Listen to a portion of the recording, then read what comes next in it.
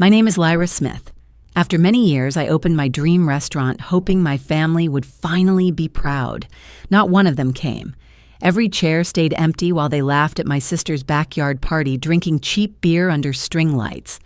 I stood alone in a candlelit dining room, lemon tart, untouched. Hours later, Dad texted, "We should discuss what you owe the family for that restaurant." My reply was ice cold, and it made them regret everything. Before I dive into what really happened that night, I'd love to know where you're watching from. Drop it in the comments, and if you've ever felt like the outsider in your own family, tap that like button and hit subscribe so I know I'm not alone. The night my restaurant opened, I told myself not to stare at the door every time it swung open. But I did. Each creak of the hinges felt like hope, and each time it wasn't them, it felt like betrayal. The dining room was perfect tables polished until they gleamed handwritten menu cards at each setting, candles burning down slow. I'd chosen songs that reminded me of my childhood, the ones Mom used to hum while she cooked Sunday breakfast. The playlist looped on empty speakers. I wanted them to see me, to see what I'd built. For years, I'd carried groceries into their kitchens cooked for birthdays, Thanksgiving, even Ezra's college graduation. "You've got the touch," Dad would say, but always with a smile that meant it's just a hobby, not a career.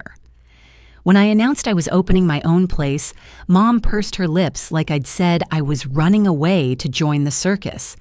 Ezra smirked and asked if I was going to call it Lyra's Little Experiment. But I thought deep down they'd come around. Families argue, families doubt, families still show up. That night, they didn't. Instead, I watched Ezra's Instagram story play across my phone, a shaky video of him cutting a sheet cake in the backyard while everyone clapped. "Promotion party vibes," the caption read. Plastic chairs, paper plates, beer bottles sweating in the grass. And behind him, my whole family, laughing, dancing. Not one of them sent me a text to say they couldn't make it. Not Mom, not Dad, not Ezra. I told myself maybe they'd surprise me later. Maybe they'd show up for dessert. But by 10 o'clock, I was folding napkins no one had touched, scraping plates that had never been used. My lemon tart, the one Ezra had begged me to make for his high school graduation, sat untouched on the counter. When Dad finally texted, the words were casual, almost businesslike. "We need to talk about your restaurant. No apology, no acknowledgement." Just a reminder that to him, my life's dream was a line item in his ledger. I didn't answer right away. I stared at that message until the letters blurred. Years of being the backup plan, the second choice, the artsy one with impractical dreams, all of it boiled to the surface. And I realized something: they didn't forget me. They ignored me. Growing up, that was the theme of my life. Ezra was the golden boy, the achiever, the star. His trophies lined the mantel. His college acceptance letter got framed. Dad wore his promotion like a badge, and me, I was background noise. The one Mom introduced as our creative daughter, the free spirit, which was just a polite way of saying the disappointment. But what they didn't know was that being ignored teaches you how to listen, to watch, to wait. That night, as I wiped down the counters and turned off the lights, I decided I wasn't going to beg for their approval anymore. I wasn't going to keep leaving the door unlocked, hoping they'd finally walk through. If family could treat me like a footnote, then maybe family didn't deserve a seat at my table. The decision came in a single sentence. Short, cold, final. I typed it out with steady fingers and hit send. Effective immediately, the restaurant is closed to all family. No reservations, no discounts, no exceptions.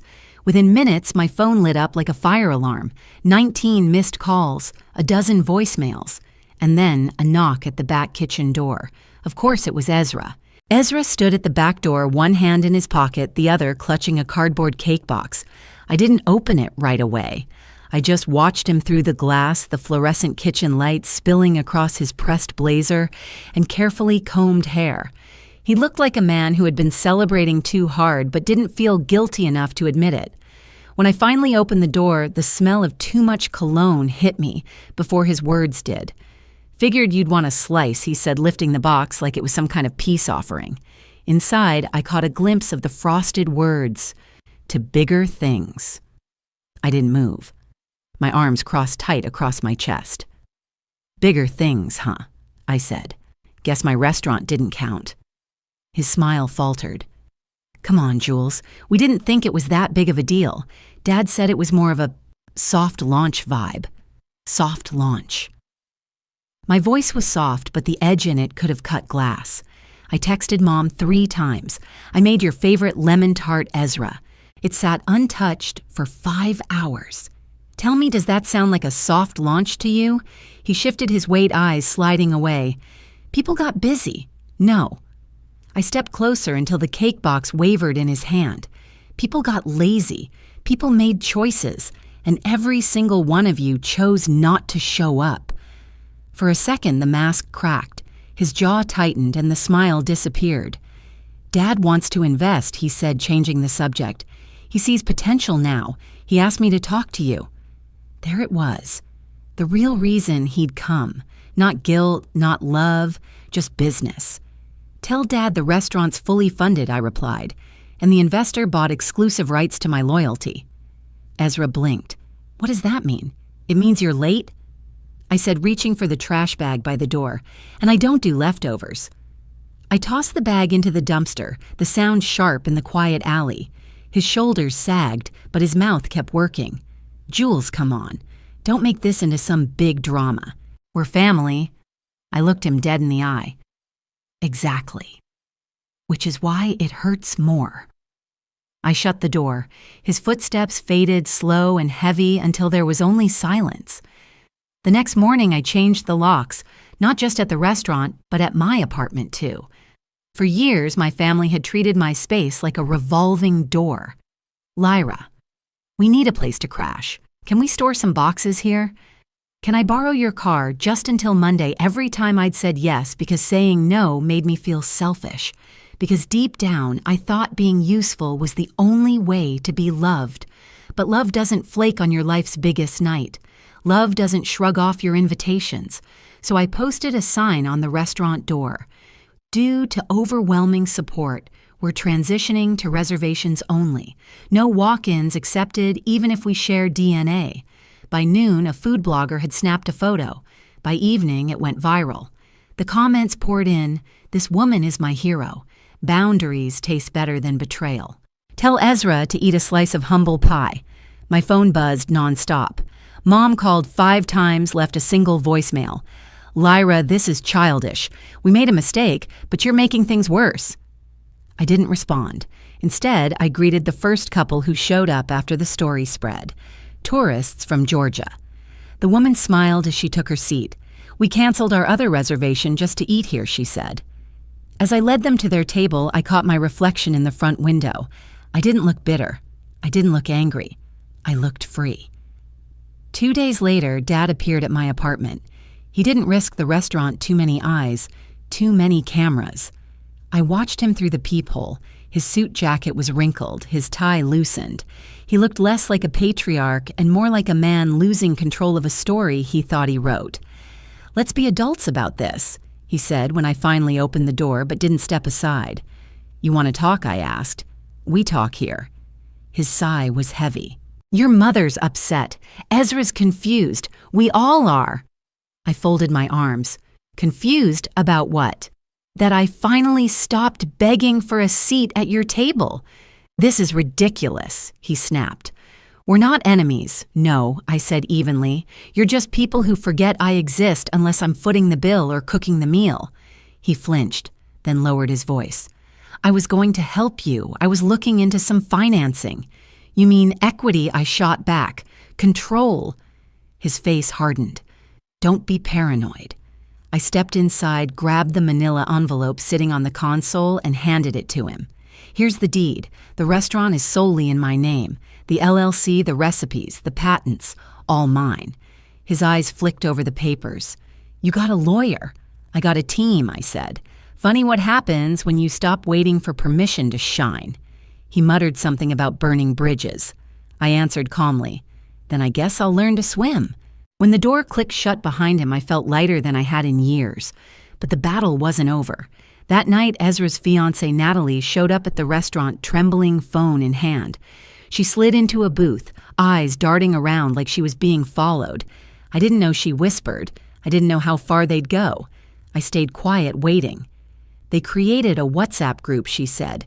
Your mom, Ezra, Aunt Linda, even Cousin Mark. They called it Project Reset. The plan was to pressure you into selling the restaurant or force you to fail. Her hands shook as she pushed the phone across the table. Screenshots, dates, voice notes, proof. Why are you telling me this? I asked. Her voice cracked. Because they dragged me into it, and because I don't want to marry someone who treats his sister like that. I stared at the evidence glowing on the screen. My family wasn't just dismissing me anymore.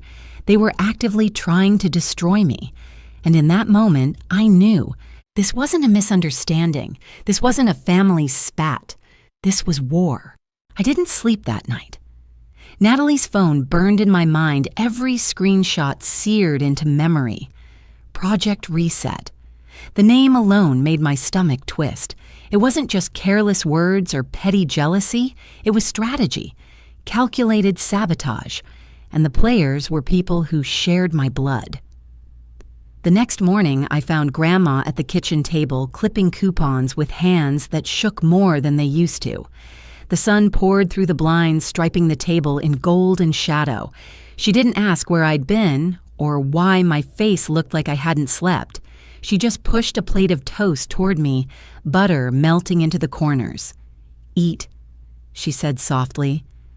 I sat staring at her fragile hands.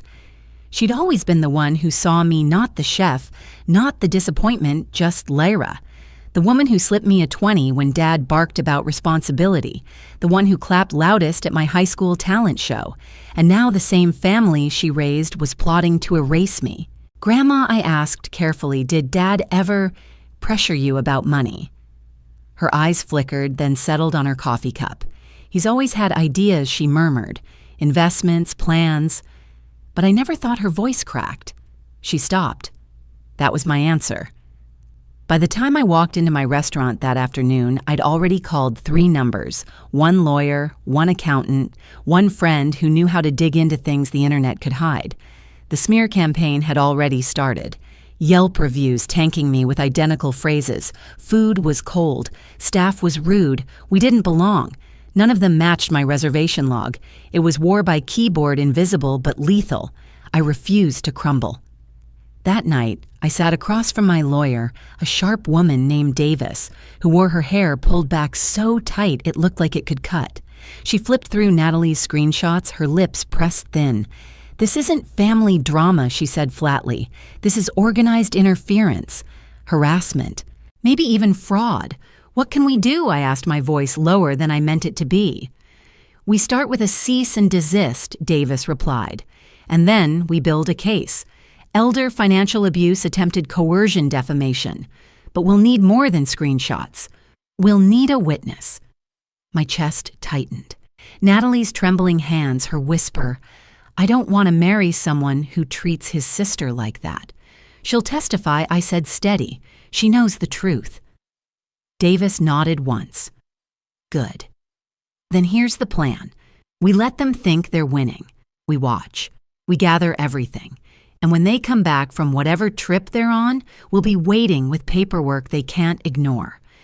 I leaned back, exhaling for what felt like the first time in days.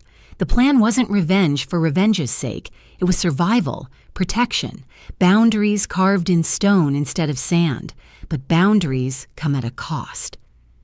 That week, Grandma wilted under the silence. She watered her garden in the morning, cut roses in the afternoon, but she moved like her body carried weights. Every time the phone rang with Mom's name, I watched her flinch. She didn't pick up. She didn't defend herself. She just stayed quiet. One evening, I found her staring at an old photo, our family at Ezra's high school graduation. Everyone smiling, arms around each other, except me standing at the end, half cropped out of the frame. Maybe I should call them, she whispered. No, I said quickly. Too quickly. Grandma, they don't want to fix this. They want to erase it. They want to erase me. Her eyes watered, but she nodded, tucking the photo back into its frame. She didn't argue. I walked away, guilt tearing at me. But then I remembered Dad's words at my apartment, I was going to help you. His version of help had always meant strings, attached chains disguised as lifelines. I wasn't falling for it again. The next move came faster than I expected.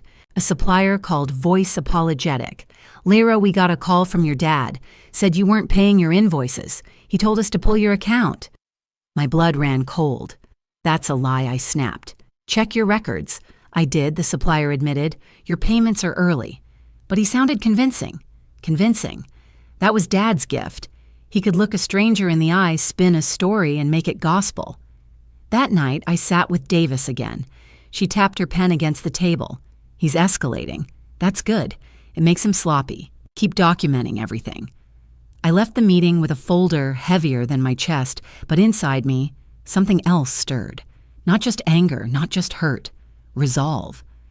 I started talking to my staff differently, firmer, clearer. "We protect this space," I told them. "We don't let the noise outside define us. We cook. We serve. We stand tall." They nodded, some of them even smiling. One of the servers, a single mom named Carla, squeezed my arm. "You're stronger than them," she said.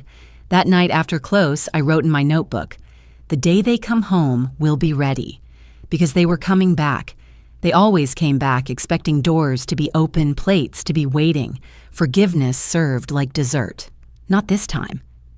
2 weeks later, word came Mom, Dad, Ezra, they'd gone on some kind of family trip, flaunting photos on social media. Beaches, cocktails, captions about new beginnings. Meanwhile, my Yelp page bled 1-star reviews like someone had hacked the system. But I didn't panic. I prepared. I gathered every fake review, cross-checked reservation logs, highlighted contradictions. I printed Natalie's screenshots, had them notarized. Davis drafted the paperwork. The night before their flight landed, I stood in my restaurant's dining room, lights dimmed, air thick with garlic and rosemary. My staff cleaned around me, laughter soft but steady. I looked around and thought, this is mine. They can't touch it unless I let them. When I went home, Grandma was asleep in her chair, a half-finished crossword in her lap. I tucked a blanket over her shoulders and kissed her forehead. "Tomorrow," I whispered, though she didn't hear me. "Tomorrow, it's our turn." I lay in bed with my phone face down on the nightstand. My hands didn't shake anymore. My breath came slow, steady, because the fear had burned away, leaving only clarity. This wasn't about asking them to see me anymore. This was about making sure they couldn't erase me, couldn't erase us. The day they returned, we would be waiting with the law, with the truth, with everything they'd never expected me to have. The airport always smelled the same burnt coffee floor polish and too many perfumes mingling in one recycled air space. I stood near the arrivals gate with Davis at my side, manila folder tucked under her arm like a weapon. My palms were dry. No sweat, no trembling, just stillness. The flight from Cancun landed 15 minutes late. People streamed out, families juggling suitcases, kids dragging stuffed animals, couples with sunburns and braided hair. Then I saw them. Dad first, shoulders squared, rolling a sleek black suitcase. Mom trailed behind sunglasses perched on her head, lips tight. And Ezra, tanned, grinning, scrolling on his phone like the world owed him more attention. They spotted me almost instantly. Dad slowed. Ezra smirked. Mom whispered something under her breath. Davis stepped forward. "Mr. Smith, you've been served." She held out the thick envelope. Dad froze. For the first time in my life, I saw him hesitate. Not calculating, not charming, hesitate. People moved around us, curious glances darting our way. Ezra laughed. "Seriously, in public? You've lost it, Lyra." I locked eyes with him. "No, Ezra. I found it." Dad snatched the envelope, flipping through the pages with a clenched jaw. "This is ridiculous. You think you can drag your own family through the mud over what hurt feelings." I stepped closer, my voice low but clear enough for everyone to hear. "Over fraud, over harassment, over trying to destroy everything I built because you couldn't stand that it wasn't yours to control." Mom finally spoke, her voice sharp as glass. "Stop making a scene. We can settle this at home." I shook my head. "No, Mom. Home is where you ignore me. Home is where Ezra gets a promotion cake while my restaurant sits empty. This, I gestured at Davis, the papers, the people watching. This is where accountability happens. Ezra's grin faltered. Come on, Jules, don't act like you're some victim. You shut us out. You banned your own family from your restaurant. I met his gaze without blinking. Because family doesn't get to eat at my table if they can't even show up for me once. The words hung heavy, louder than the chatter of travelers, louder than the announcement blaring overhead. Dad jabbed a finger toward me. This will come back to bite you. You're burning bridges you'll regret. I stepped forward until his finger hovered inches from my chest. Then I'll learn to swim. His face reddened. He opened his mouth, but Davis cut in calm and sharp. Mr. Smith, you've been formally notified.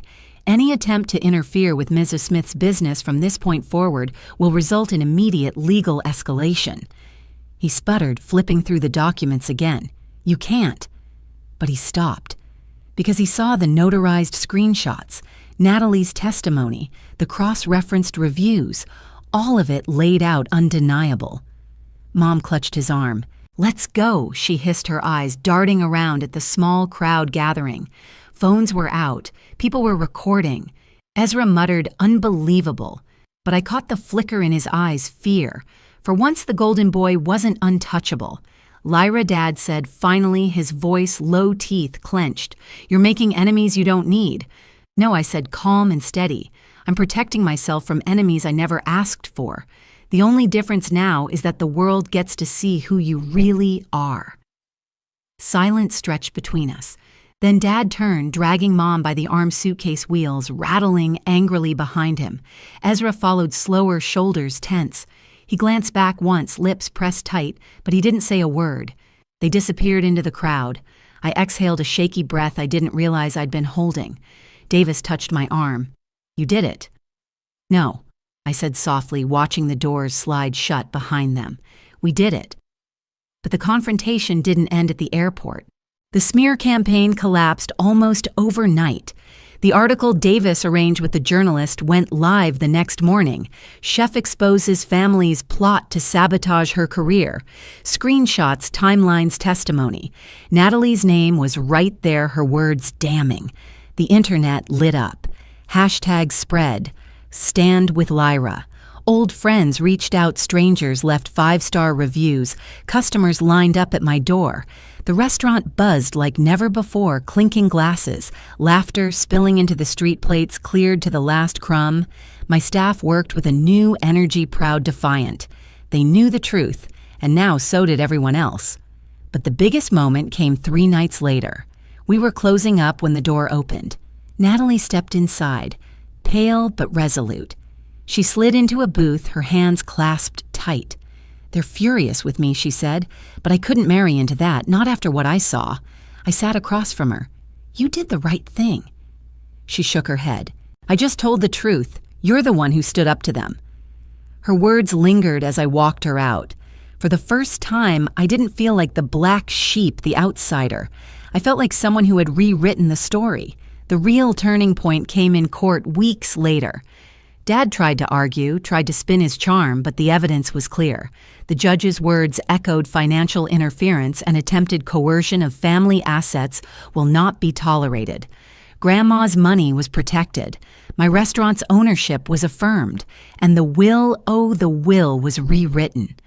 Dad and Ezra removed entirely. When the gavel struck, Dad's face went pale.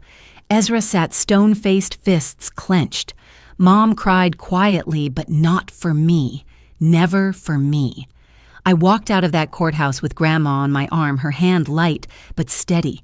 She whispered, "You saved us." I smiled. No Grandma. I finally saved myself. The echo of that airport confrontation stayed with me. The sight of Dad, frozen Ezra speechless, Mom scrambling. For once the power wasn't theirs. It was mine. And I wasn't giving it back. The courthouse steps were warm under the afternoon sun, but I felt lighter than air. Grandma's arm looped through mine, her small frame, steadier than I'd seen in months. She smiled up at me with eyes that glistened, not with weakness, but with pride. "Lyra," she said softly, You did what I never could. I squeezed her hand. We did it together. The judgment didn't erase the scars, but it built something stronger in their place. Dad and Ezra were officially cut from the will, their names struck through like misspelled words. Grandma's finances were locked tight under protection, and my restaurant, mine alone, was untouchable. That night, we returned home to her little garden. She clipped roses as if the world had just handed her back time. Each snip of the shears was sharp certain, and when she placed a bloom in my hands, I realized it wasn't just a flower, it was trust. I thought about the countless nights she'd sat at that table, folding coupons, staying quiet while the rest of the family made noise. Now her silence wasn't fear, it was peace. My restaurant, too, became more than a business. It was a sanctuary. The viral headlines had drawn customers, sure, but what kept them coming wasn't scandal, it was honesty. People walked in because they'd read my story and saw themselves in it, the overlooked sibling, the forgotten child, the one who worked twice as hard for half the recognition. They came for the food, but they stayed for the connection. One evening, a woman came in alone clutching a small leather notebook. She ordered the lemon tart and sat at the counter. When I brought her plate, she leaned in. "I saw what you did," she whispered. "My daughter wants to be a chef, but she's scared she'll never be good enough. I showed her your story. She said, if Lyra can stand up to her family, maybe I can too." Her words nearly broke me, because that's what this had become. Not revenge, not even justice, but a beacon. Proof that you could fight back against the people who tried to keep you small and still build something beautiful. Grandma visited often, sitting at her favorite corner table, sipping tea while she watched me work. She wasn't frail anymore. She laughed more. She even teased me about the line of customers waiting out the door. "Looks like you finally made it," she'd say, and I'd laugh. But deep down, I knew she was right. But the victory didn't erase everything. Some nights when the restaurant was dark and I walked home under the streetlights, I thought about Dad's warning at the airport. This will come back to bite you. Maybe it would. Maybe the bridges I burned would stay in ashes. But I'd learned something more important. I didn't need those bridges. I'd built my own road. Months passed. My phone filled with reservation requests. Food critics called me a rising star. And one afternoon, my landlord sat across from me, grinning over his coffee. 5 more years, he said. Lease locked. Rent stable. You're the pride of this block. I thought about all the times my family had called my dream fragile, unrealistic. Now strangers were rooting for me louder than they ever had. And it wasn't because I begged for their approval, it was because I stopped. At night, when the last dish was washed and the last chair stacked, I often stood barefoot in the dining room, wine glass in hand, breathing in the silence. Not a lonely silence anymore, but a clean one. A silence I chose. 1 year later, the mail brought a gold-foiled envelope, Ezra's engagement brunch. The irony nearly made me laugh out loud. The same family who had once locked me out of celebrations now wanted me to smile in their photos. I set the envelope on the counter, stared at it for a long moment, then dropped it in the blender and pressed pulse. Shredded gold confetti swirled into dust. That same evening, I finalized the lease on my second restaurant. Downtown, historic brick building, exposed beams, rooftop garden, twice the kitchen space, twice the fire. I hired a staff of overlooked dreamers, culinary grads with no connections, single moms rebuilding quiet talents who had been told no too many times. Together we built something sacred, not just food, dignity. On opening day, a reporter asked me, "What would you say to your family now?" I smiled slow and soft. Nothing. Because they didn't need answers. They needed accountability, and I had nothing left to prove. Later that night, I stood in the new kitchen flour, dusting my apron dough sticking to my fingers. Laughter filled the air behind me. Hope hummed low, steady. And then the door opened. A young woman stepped in, nervous, twisting her hands together. "I saw your story," she said. "My daughter wants to be a chef. She's afraid she won't be good enough." I wiped my hands and handed her a menu. "Tell her this," I said. They said the same to me. Her eyes shone, and I realized the story wasn't ending here. It was only beginning. When I look back now, it isn't the missed chairs at my restaurant that sting the most. It's the years of silence I mistook for love, the scraps of attention I thought were meals. But here's what I've learned. Real love shows up.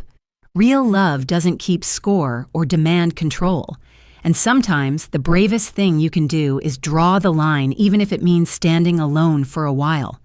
I'm not the black sheep anymore. I'm not the backup plan or the daughter introduced with a shrug. I'm Lyra Smith, chef, builder, survivor. And I know this much success, seasoned with boundaries, tastes better than any apology I never got.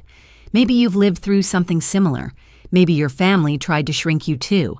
If you've ever had to fight for your own worth, you're not alone here. Share your story in the comments I'll be reading. And don't forget to hit subscribe, because the next story might just be yours.